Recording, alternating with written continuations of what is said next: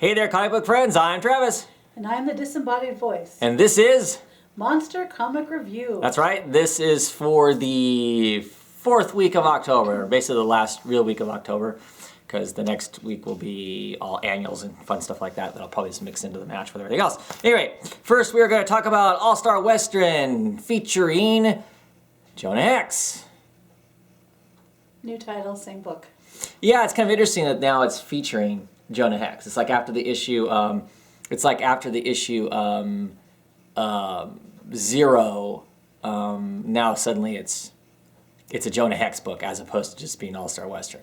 And I'm okay with that because I wasn't sure who else they were going to feature as a main story person. But I like Jonah Hex.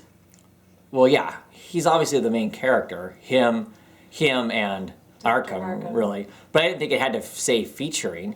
Because is this really featuring him? I bet you if you went through and counted the pages, I bet you there's less pages of him actually on the page than there is, say, Jingles, the clown, and... what's the ghost? What's the ghost's name? You know what I'm talking about? I do.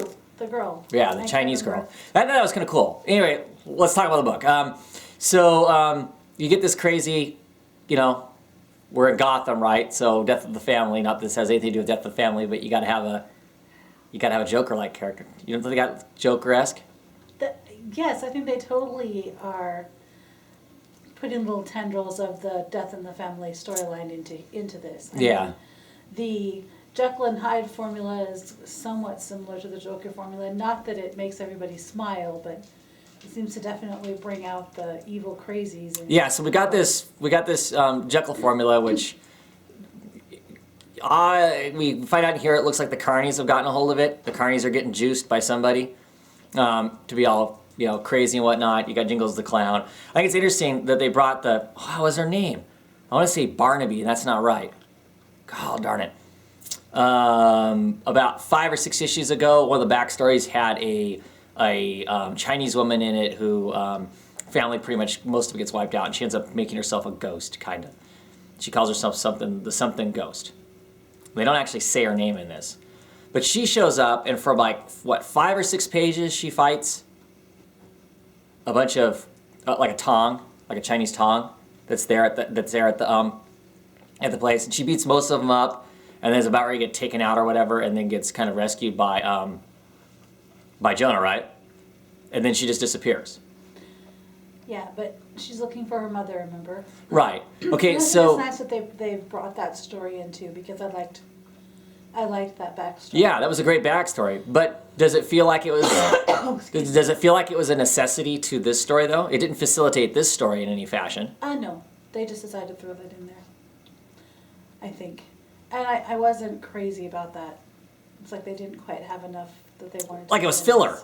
Like it was. Oh, we don't have a story right now, so let's just put in this long fight scene, which is cool. It's cool for a fight scene and whatnot, but it seemed. We saw her at the end of the last book, coming off the ship. So it's not. Oh, you're right. I guess we did. Maybe she's actually got a relevant part to the story. We just haven't seen that yet.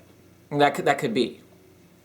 But this is a fun story. I mean, obviously you got like the tiger tamer who gets chewed up.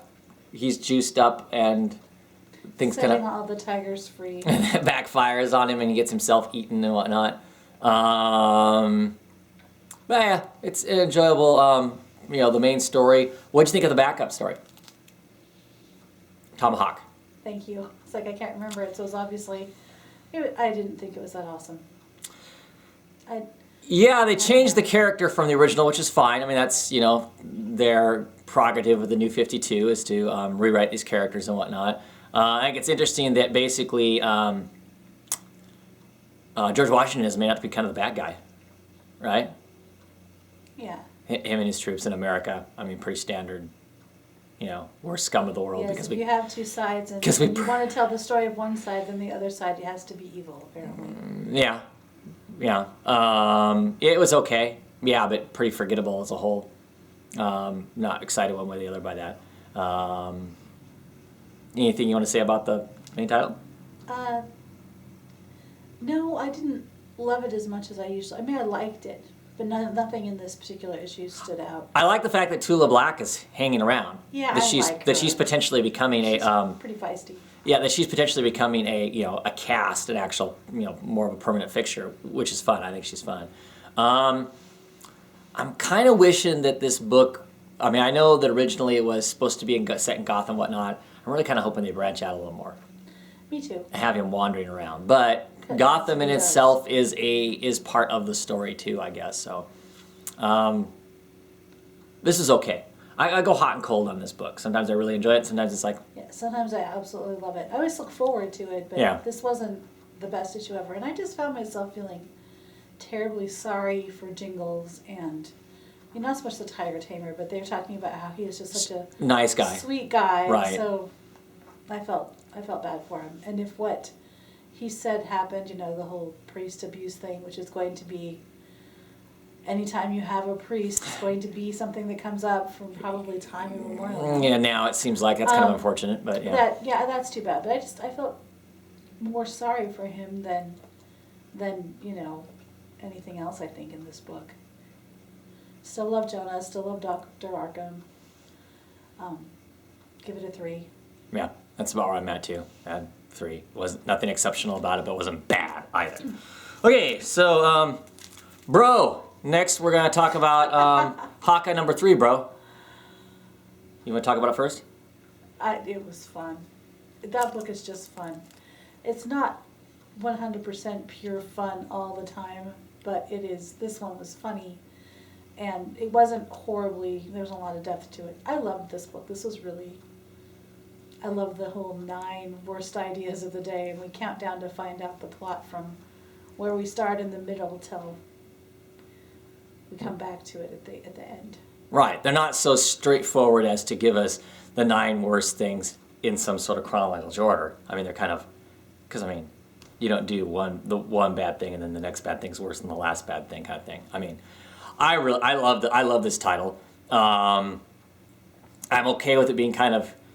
I mean, it has serious moments, but it's surrounded by a bunch of kind of somewhat realistic but absurdity.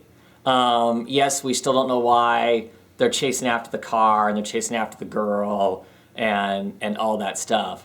But loads of fun. I mean, to me, it just seems like these are 2 creators. They're just kind of whipping out what they think would be a really fun comic with just kind of what if kind of stuff. Hey, what could happen in a day in the life of a superhero when he's not being a superhero? It's his day off, and then when you're on your day off, you decide to organize all of your trick arrows, and you have to go to the grocery store for tape, and hilarity ensues. Right.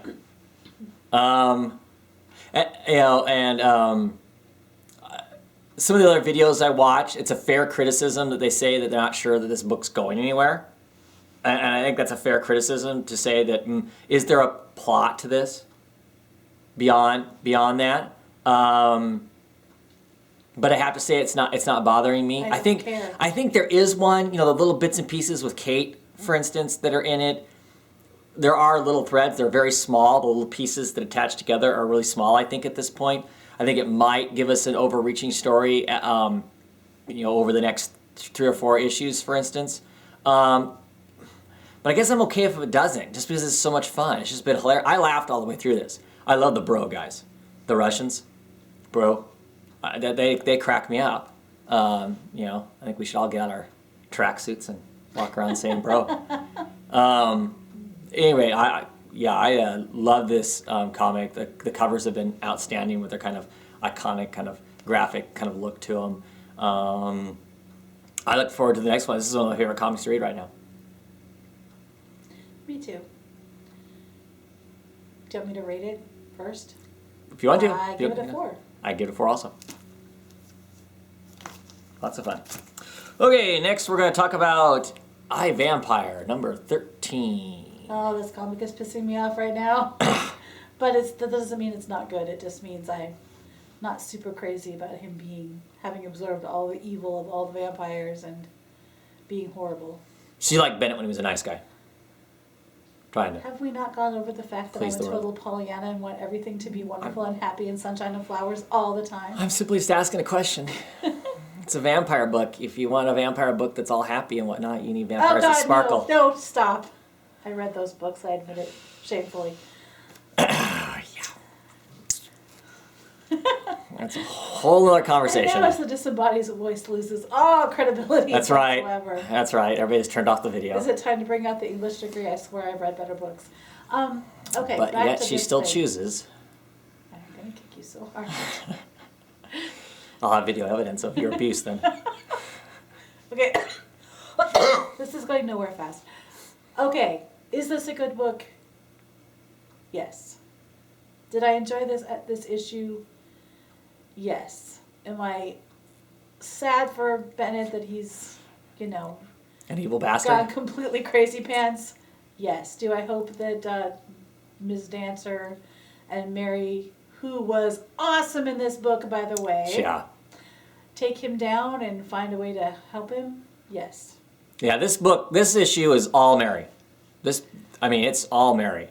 This thing, her not being a vampire anymore, starting the book out going, man, I don't have any power. What the heck am I going to do? Poor pitiful human. She goes walking out, has some guy screw with her. She completely jacks the guy up and is like, hell yeah, I don't care if I'm human or not. We're kicking some ass. Goes back to the professor and goes, okay, where's all the tools of the trade? We're going to go kick some people's butts and whatnot. She's done waiting. She's going to go find Bennett and do what she can. Yep. See if she can find his sire so that she can But him out. isn't his sire Cain? I thought his sire was Cain. I thought Cain went to turn him into a vampire, and in the process of doing that, got sucked in and made Bennett the cat. Wasn't that his issue 0? Yeah. Yeah. So there is no sire to follow, is there? Because he's got annihilated when Bennett became the Uber vampire. Back in 3 or 4 issues ago. So I think that's kind of a complicated piece of the plot. Tig is kind of fun in this, her being a vampire also and whatnot. I love the conversation of when they're at the very end when they're kicking in the door and Bennett's going on and on about how evil, blah blah blah blah blah, and Mary's like, oh God, did I sound like that? And the professor's like, Worse. Yeah, worse, yeah. As they're coming in with their crosses and their squirt guns of holy, water and whatnot. I think that Sleepy Reader, I'm pretty sure it was Sleepy Reader, brought up a very good point in this. This is supposed to be Maine, there, where this one woman's hiding out. It's supposed to be in Maine, and it's this bare mountaintop with pine trees and stuff in the background, which doesn't look like Maine, or not anything that we all envision as Maine being. I think that's a pretty good point to bring that out. Look pretty. The art is awesome in this, but I would guess that our artist doesn't know what Maine looks like, because More of a Pacific Northwest kind of. that's what it looked like. It definitely looked like that as opposed to Maine. Or Alpine territory. Right, or the Alps, which I think the artist is from Italy. So, I think. So that would be more of his frame of reference, I would guess. I don't know. Still, outstanding comic. Everyone should be picking this up. If you're not picking it up, go back to, issue 12? Issue 11, somewhere around there you should be able to jump on and not be totally confused. I'm saying y'all should be buying this book because sales are pretty weak on it still, and I don't want it to get canceled like all the other dark books that keep getting canceled. So, because it's absolutely outstanding. So, I love this book. I thought it was great. I mean, I love the fact that it goes to show that Mary may have not been a badass when she got turned into a vampire originally, but over all the years of being a vampire, she's become a badass, and I wouldn't screw with her now, even I wouldn't touch her. even not as a vampire. She's awesome. And like I said, artwork continues to be gorgeous in this, and everything else about it's pretty cool. What would we rate this book? I give it a 3.5. I like my Bennett kind of namby-pamby. No, just kidding. All right, 3.75 for the head shaker. You can give it your 4 and we can move on. I'd give it a very strong 4. It deserves a 4. Being sour grapey. I almost would say it's a 5. It was awesome. Yeah, it was it was a awesome. very It was good awesome, book. and I love the artwork in it and whatnot. How about I give it a 4 and you give it a 5? So it evens it out all. Yeah. Anyway, excellent book. Excited to see what's next and how they're going to fix me Bennett. too. I can't imagine how they're going to fix Bennett, but it should be interesting how they're going to exercise some of that evil out of him. Maybe if he makes more vampires to become less evil. Who knows? I don't I don't know, do you think that they are gonna end up going back to some sort of status quo where there are more than 2 vampires in the world? I don't know. Or more than 2 vampires? I don't know. They've already kind of flushed all the vampires down the toilet and brought them back, and I don't know. It's going to be. It would be kind of dumb if it went back to Mary being the Queen of Blood and Bennett being the good vampire, and there'd be no point to having done this whole story. Mary's a bad guy, though. I mean, she's not a bad guy, but her intents and her desires are not real positive for the rest of the human race, I don't think. No, I don't think Even as a human, her gives her any more respect for them. No, I agree with that. So I don't think that Bennett is going to be human and they're going to go retire to a nice little cottage and, have babies. And no, that's not. And if it did, that would make the comic boring. So. Unless they already have a plan to end it. Let's not talk about that. Especially before we talk about this. This will be a fun review. Okay, Justice League Dark, issue number 13. Go ahead, Disembodied Voice. Okay, here's the thing. I don't hate this book. I don't mind this book. I kind of like this book. It's got people in it that I like to see. Like, I don't get to see Zatanna anywhere else right now. True. I'm cool with, everybody in it. And when they first showed Constantine in this book, I was like, hey, cool, I get to see Constantine someplace else, Nice to see him someplace else, and some other people can maybe get to know him, and maybe they'll go, hey, this guy's kind of interesting, and they'll pick up Hellblazer, which is the real John Constantine. That didn't happen, though, so, I had a really hard time reading this book in an unbiased fashion because I am so very angry that they are choosing to cancel Hellblazer, because this John Constantine is the most, watered down. What did I say to you about him? I said that this version, he's too young, he's too stupid, and he's not drawn right. And if this is the Constantine I get stuck with, I'll be unhappy. He only had like 3 Britishisms. And my Constantine is married to Epiphany and is a Brit through and through. But since we're not reviewing Hellblazer today, I guess we should talk about this comic, huh? Go on ahead. Well, I mean, it taints this comic to some degree. I actually really enjoyed this issue. I thought it was a lot of fun. I think it's pretty cool. The chase of the 2 houses, the House of Secrets and the House of Mysteries. I love the House of Secrets and the House of Mysteries. And it crashy and stuff. I mean, that's kind of a bummer. I wasn't terribly thrilled to see Nick Necro again. And does that really have to be the guy going after the Book of Magic? That makes sense. I know, because they said it all. And I guess I'm happy. I guess I'm happy in the fact that issue 0 at least attaches to something and is irrelevant to the rest of the story. As far as it being an issue 0 that had content in it that would matter to the story. So I'm fine with that. I mean, I pretty much as soon as we saw the 0 issue and the character in it, I knew that was the guy. That was pretty obvious. I'm enjoying this. I mean, I've got some of the same druthers as you do about the character John Constantine. I've been informed it's Constantine, not Constantine. Well, I like calling it the wrong way. Yeah, whatever. I'm an American. But I really enjoy this comic, and it's certainly I'm not gonna let that whole Hellblazer cancellation thing wreck this comic, because I still enjoy this comic. I just think that this Constantine's a much weaker character. He's a neutered version of the real character. But that's a whole other conversation, I guess, to a large degree. This is fun and exciting. I mean, this is coming to an exciting ending. I'm looking forward to seeing how this completely ends up, how they completely beat him at the end of it, and what go forward. I mean, I enjoy it also just because it's got a whole bunch of the characters I really like. Yeah. I also really like these characters. Yeah, I like the magic. I like the magic-based DC's heroes. So I enjoy it for that. But I think it's a good story too.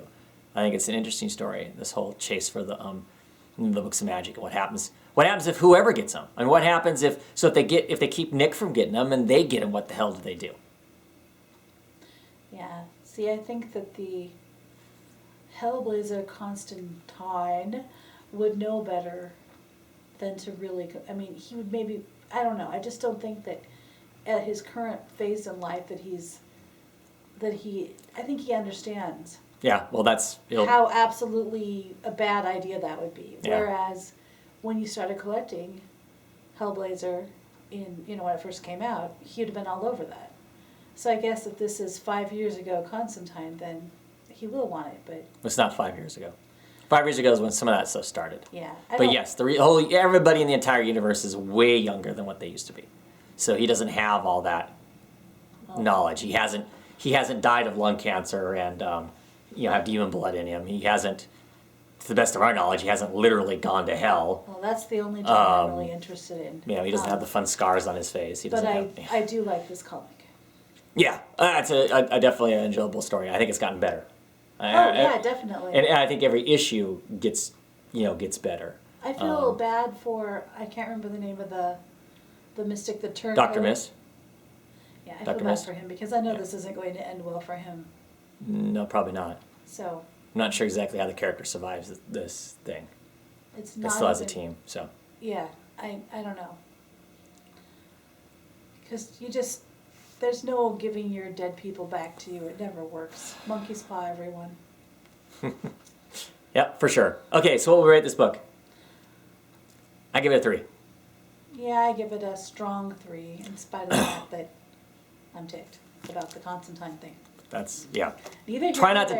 to taint this book with that. Yeah. We'll pick on the new ongoing John Constantine that's going to be in the new normal DC universe. the new DC universe will be in February or March or whatever it is that it's coming out. We'll trash it. And maybe it won't suck. My Yeah. fingers are crossed. Yeah, right. Anyway, that's it for this half. We're splitting it in half. That way, neither one of these hopefully is too horrifically long. So we'll be back in just a little bit with the second half. Bye. See ya.